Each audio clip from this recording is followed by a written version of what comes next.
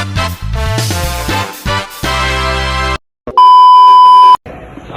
semuanya. Perkenalkan, saya Jasmine Mutiara Padani dengan 2501339. Perkenalkan, nama saya Muhammad Raudi Abimai Syarifuddin dengan NIM 2506467. Halo, aku Dina Zahra Andriawan dengan NIM 2519966. Halo, saya Muhammad Bintang Ilham dengan NIM 2510596. Halo semuanya, nama saya Muhammad Ali Nasiwa dengan NIM 2501283. Nah teman-teman, sekarang kita ada di Museum Pendidikan Indonesia. Ada apa aja sih di dalamnya? Yuk kita jelajahi, ayo teman-teman. Halo guys, kali ini kita lagi ada di ruangan pertama Museum Pendidikan Nasional yang ada di Universitas Pendidikan Indonesia.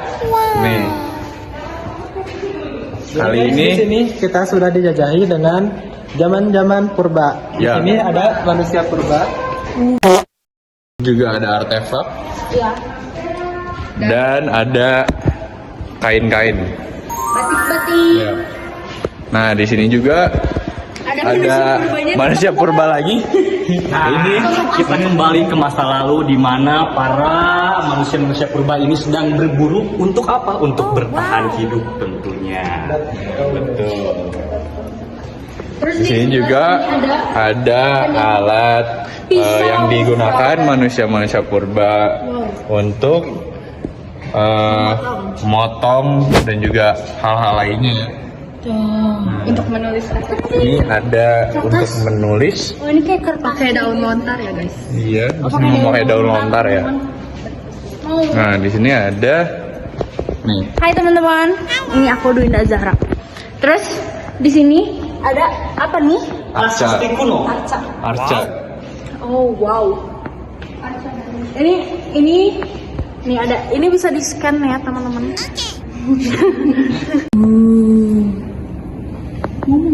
Hah?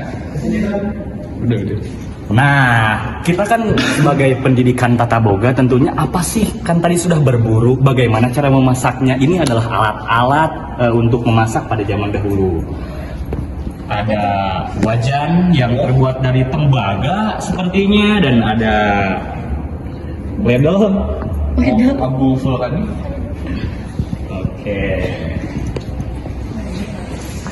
Di sini ada miniatur masjid ya. Ya, di sini ada miniatur masjid Menara Kudus. Masjid Menara Kudus. Ya, ciri khasnya itu pakai bata-bata merah ya. Ciri khas Jawa. Nah, di sini ada Masjid Agung Banten atau ya peninggalannya Sultan Tirtayasa. Sumpah. Di sini ada Masjid Agung Demak. Kok ketawa? Nah, lanjut kita ke ruangan berikutnya ya. Oi, Ada wayang. Permalasari. Nah, wayang ini dulunya digunakan sebagai media untuk penyebaran agama Islam di Indonesia ya. Kalau ada tarik minta pengharapan cinta ti anjir. Nah, karena tadi kita sudah membahas budaya Islam yang masuk di Indonesia, kali ini kita bakal lanjut ke section agama Katolik ya. Bagaimana agama Katolik itu bisa berada di Indonesia? Nah, sejarahnya agama Katolik sendiri itu dibawa oleh para penjajah ya, terutama Belanda. Nih, kita lihat di sini ada contoh-contoh. Tokohnya Ya, KTN Arnold Jansen, lalu ada ini,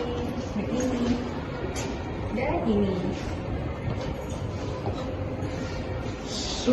Dan ini adalah tempat peribadahan Nasrani yang disebut Cathedral Crunch. Nah, ini Church. adalah contoh bangunan. Dan sebelah sana juga ada. ini juga. Nah, Itu dia. ayo kita lanjut ke ruangan selanjutnya. Ayo guys. Nah, jadi ini adalah gambaran nih suasana ketika siswa-siswa zaman dahulu itu sedang bermain di halaman sekolah mereka.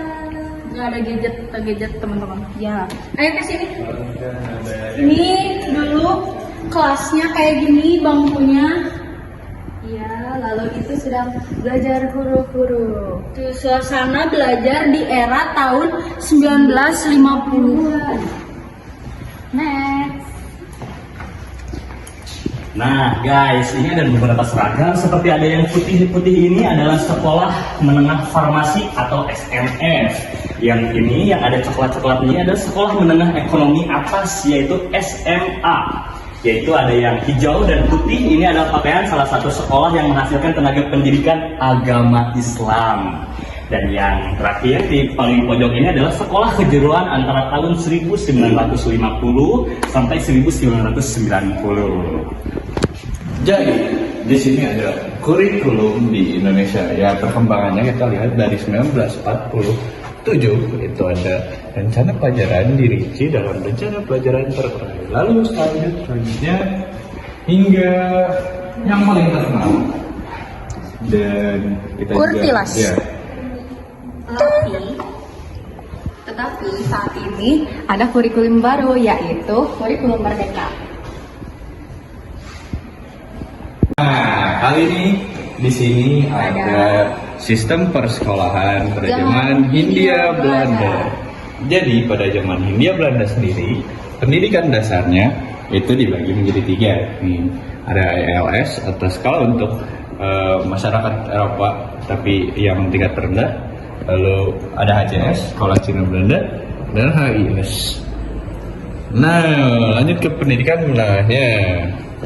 Ada medical fact dan school, yaitu sekolah kesehatan dan lain-lain.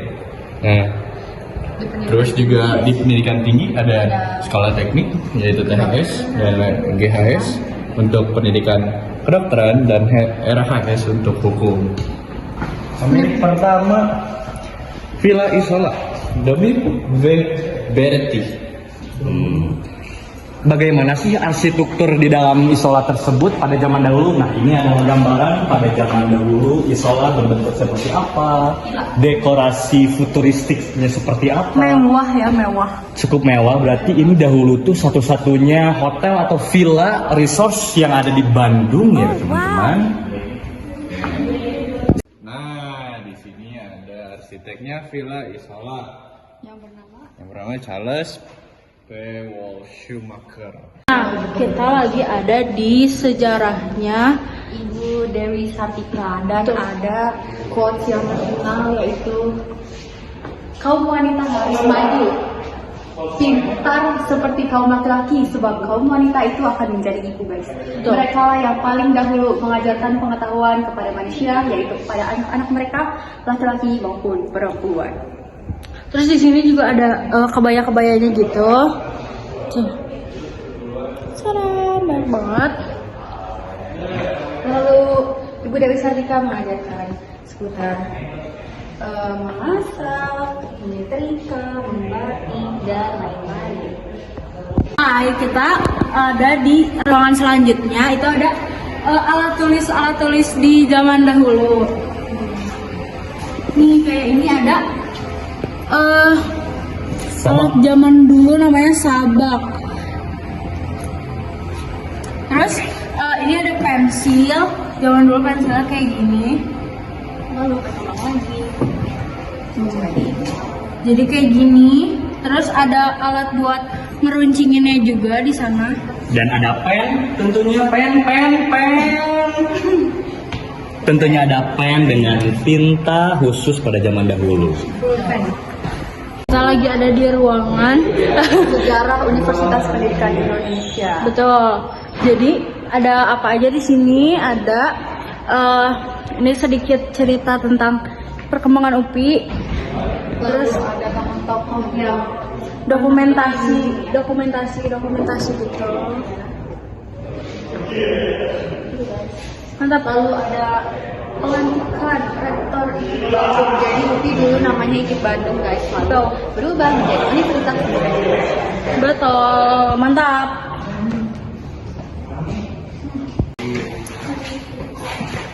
Nah, pada zaman dahulu penyebaran Islam itu ditulis dari pelepah daun, pelepah batang kelapa atau di pelepah kelapa lain dan diukir dengan cara diukir. Contohnya seperti di daun lontar ini ditulisnya lontar 2, lontar 3, lontar 4.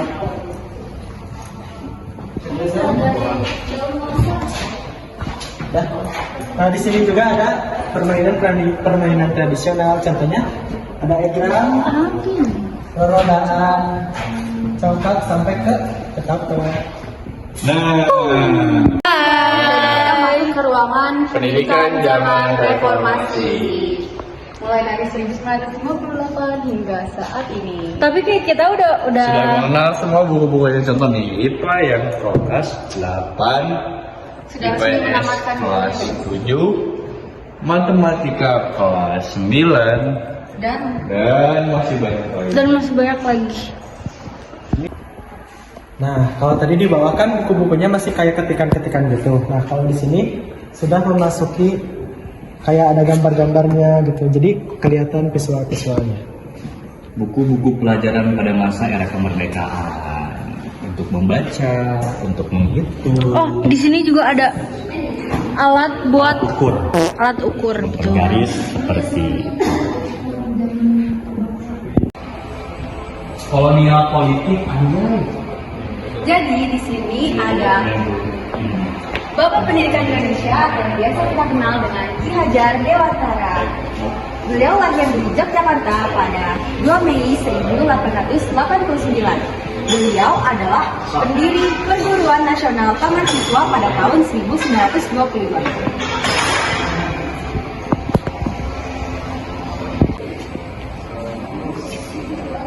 Di era tahun 1950 hingga tahun 1970, angkutan yang paling populer digunakan oleh para guru, baik guru wanita maupun pria, adalah sepeda dengan kelengkapan tas kerjanya. Dengan alat transportasi sederhana, guru terus mengayuh dan memacu semangat pengabdian mendidik anak-anak bangsa. Merdeka!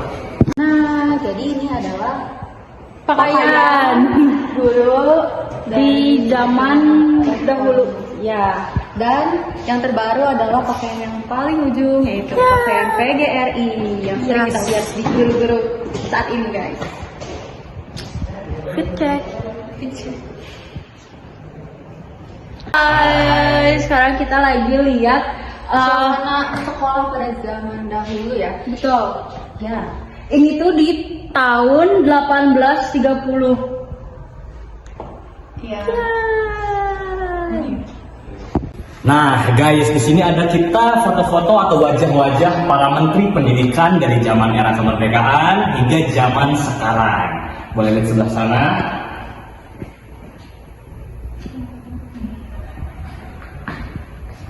Sampai ke Anies Baswedan, Muhammad Nasir, dan lain-lain.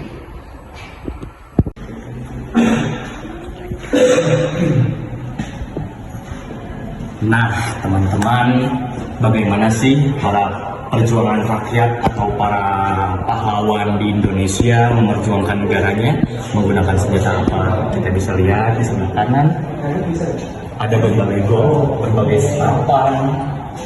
Nah, ini yang digunakan pada zaman dahulu, rampasan dan senjata buatan dan rampasan.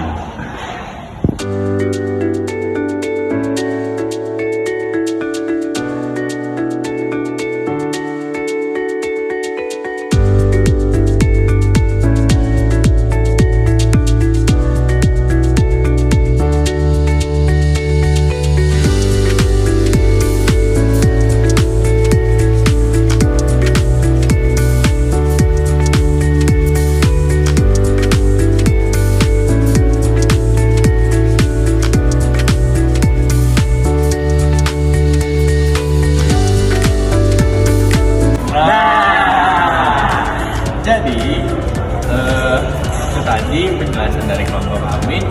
Ya, kita sudah melihat banyak di museum pendidikan ini. Jadi sekian dari kelompok kami. Mohon maaf bila ada salah kata dan terima kasih. Wassalamualaikum warahmatullahi wabarakatuh.